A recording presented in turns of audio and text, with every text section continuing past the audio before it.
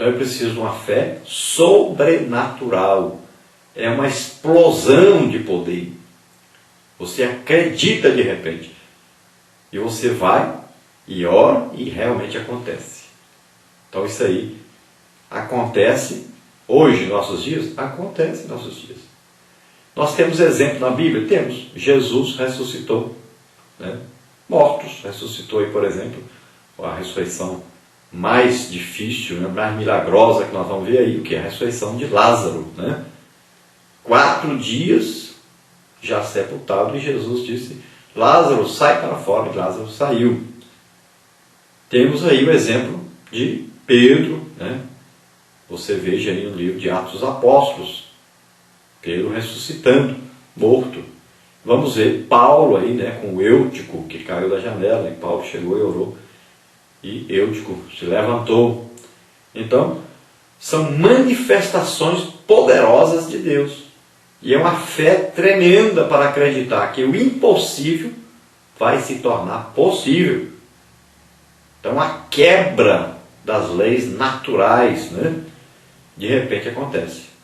Nós temos um exemplo desse em Minas Gerais, um missionário ali próximo à cidade de Divinópolis, onde nós estivemos trabalhando como missionário. Um dos nossos missionários enviados pela igreja de Imperatriz, ele esteve ali então numa cidade onde já haviam passado vários missionários e nunca tinham conseguido abrir uma igreja ali. E de repente um dia esse missionário está em casa orando, e ele ouviu uma voz dizendo: eu sou a ressurreição e a vida. E ele continuou orando, e novamente a voz: eu sou a ressurreição e a vida. E ele continuou orando. E depois de 1 hora, 2 horas orando, e bateu alguém na casa dele, uma menina chorando muito, e disse: o senhor é crente? Eu ouvi o senhor dizendo que Jesus ressuscita morto. E eu vim aqui para o senhor ir lá em casa, porque meu pai morreu. E nós somos aí 5 filhos. Não podemos viver sem nosso pai. Nós precisamos da sua ajuda. Precisamos então que esse Jesus que você diz que ressuscita, ressuscite o meu pai. E ele então foi lembrar da oração e disse: agora eu sei por que aquela voz. E ele foi até a casa. Chegou lá, o homem estava no caixão, na sala, cheio de gente. E ali, ele então foi até o homem, orou, e o homem se levantou. E isso foi tremendo naquela cidade, o impacto sobre aquela cidade. Toda a cidade se alvoroçou, viu falar naquele milagre tremendo. E agora aquele missionário que estava ali já com medo, que não conseguisse, como os outros não conseguiram abrir uma igreja ali, ele agora abriu uma igreja, a igreja lotou de gente, está lá até hoje, muitos anos já, mais de 15 anos, a igreja floresceu, está uma igreja grande, próspera. Resultado desse grande milagre que aconteceu ali, a ressurreição de um morto. Então, são coisas que acontecem hoje ainda. Talvez você não está vendo muito por aí, onde você está, porque está faltando muito na igreja hoje essa busca pelos dons do Espírito Santo. Mas acontece em muitos lugares, e principalmente nós vemos acontecendo hoje na África. Acontece muito isso. Então é uma fé sobrenatural, e de repente acontece a manifestação dessa fé. Tem um poder que se manifesta de repente. Então vamos ver aí o segundo desse grupo que nós estamos estudando hoje, do grupo Dons de Poder. Estudamos fé, agora falamos sobre dons de fé, e vamos agora falar sobre dons de curar. Veja que está no plural, dons. Isso devido a 2 principais coisas. Primeiro, que existem diversos tipos de enfermidades e doenças. Vários tipos, né? Existem as doenças que nós não vemos, né? Que são, aí, por exemplo, ansiedade, medo, né?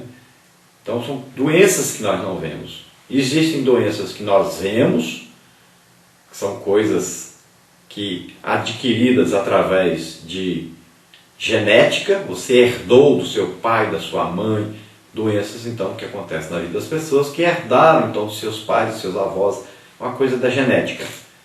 Existem doenças que nós adquirimos, por exemplo, a gripe. Pegou aí na cidade toda, tem uma gripe. Nós pegamos a gripe.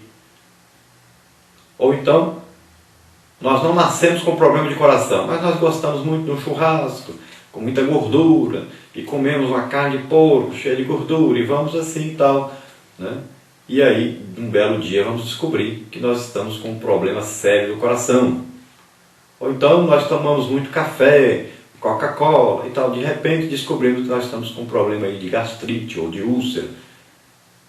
Então, são coisas assim, são doenças o quê? Adquiridas, que vão acontecer. Então, são vários tipos de doenças. É claro que existe outro tipo também, que são doenças causadas pela presença de demônios. Nós vamos ver Jesus expulsando demônio de alguém que não estava falando nem ouvindo. De repente ele passou a ouvir e a falar, porque era um demônio, ele expulsou o demônio que estava na pessoa, né? E a pessoa passou a ouvir e a falar. Então existem vários tipos de doenças. O crente está sujeito a ficar doente, a ter enfermidade. Tem gente que fala, mas se o crente está doente é porque não é crente. Não, não existe isso. Então existem vários tipos de doenças, tá? Então pode acontecer uma doença na sua vida. E o que acontecer, você vai orar pedindo a Deus para que você seja curado dessa doença, né? Temos que orar. Se você acredita que é Deus que lhe deu a doença, então você agradeça a Deus. Obrigado pela minha doença, eu vou ficar com ela. Mas não é isso que diz a Bíblia. A Bíblia diz para nós que Jesus levou na cruz do Calvário nossas doenças, enfermidades. Então se ele levou, ele não vai mandar de volta. Então quando você está doente, ore, peça a Deus para curá-lo. E peça aos ministros, aos líderes, para orar por você. Ou se eles não estão orando, não podem orar, peça a um irmão que você vê aí que pode orar por você. Então pode ser alguém que tem o dom de curar, e pode ser outra pessoa comum. Qualquer pessoa. É um sinal de crente orar e o enfermo ser curado. Então todos podem orar e as pessoas serem curadas. Não quer dizer que tem um dom. O dom é aquela pessoa então que sempre ora e sempre acontece cura. Aí você descobriu, eu tenho o dom de curar. Mas uma pessoa que lá uma vez na vida orou e alguém foi curado, não quer dizer que tenha dom. Agora se você buscar e orar sempre pelos enfermos e começar então a ver a manifestação de cura, então vai a presença do dom aí na sua vida. Então os dons indicam aí vários tipos de doenças, enfermidades também, e indica também que uma pessoa geralmente é usada para alguns tipos de doenças ou de enfermidades.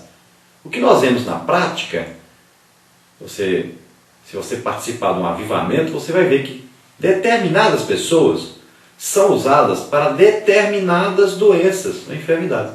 Então alguém ora, sempre quando as pessoas têm problema de coração, tem aquela pessoa que ora e as pessoas que têm esse problema são curadas. Se ele orar por alguém que tem problema de coluna, por exemplo, já a pessoa não é curada. Então nós vemos na prática isso, que uma pessoa é usada em dons de cura, mas para curar certos tipos de enfermidade, já outros tipos não. Nós temos um grande exemplo aí de Paulo. Paulo orava e as pessoas eram curadas. Só que ele diz, olha, deixei Trófimo doente em Mileto. Mas Paulo, como é que você vai deixar o Trófimo doente? Você não orou por ele? Claro que ele orou por ele. Mas ele não foi curado. Porque aquele tipo de enfermidade ou de doença que Trófimo tinha, Paulo não tinha o dom de curar aquele tipo de doença. É isso que nós encontramos na prática, quando você vê aí num avivamento onde muitas pessoas recebem dons de curar. Mas então ele é usado em certos tipos de enfermidades, doenças, e outros tipos não. Então na prática nós vemos isso. Então uma coisa também é uma manifestação poderosa do Espírito Santo. Não depende do homem. Não quer dizer, a pessoa tem o dom de curar. E agora pode sair aí curando, vai no hospital, visita o hospital, levanta tudo quanto é pessoa que está doente. Ele levanta e vai embora, está curado. Não é assim.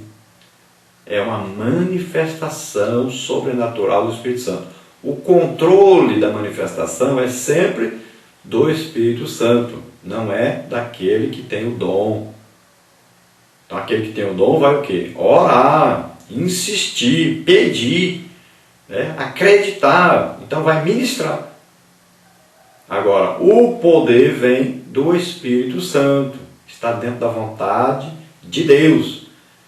A autoridade é de Deus, o poder é de Deus. Nós vamos o quê? Vamos ministrar, vamos acreditar.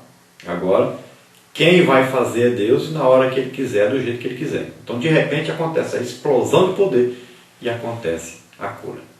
Então, dentro desse dom de curar, existem muitas, curas que Jesus fez. Você pode ver aí nos evangelhos, você vai encontrar várias curas que Jesus fez.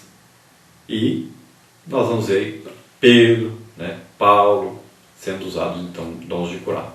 Agora vamos então para esse último desses 3 dons que nós estamos estudando dentro de dons de poder. Vamos para o último, que é a operação aí de maravilhas ou milagres. É claro que para nós é um milagre, para Deus é uma coisa normal, Ele faz isso todo dia, toda hora. Todo dia, toda hora Deus está fazendo milagre. Para nós é que nós olhamos assim, um milagre, é uma coisa maravilhosa que Deus faz. Então é o agir de Deus aí na natureza. Por exemplo, eu fui uma vez em Araguaína, uma cidade aqui de Tocantins, e um pregador estava pregando e de repente começou a chover. Era um ginásio coberto com essas telhas que fazem muito barulho quando chove.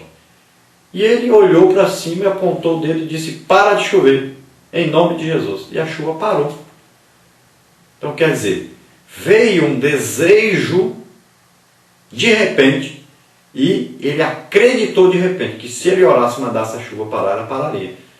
Então é uma manifestação que vem de repente, a pessoa age e acontece o milagre. Agiu na natureza. Você não manda na chuva, é uma coisa natural, mas aconteceu. É um milagre, uma maravilha.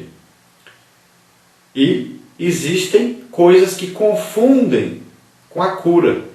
Então alguém nasceu aleijado, você orou, a pessoa andou.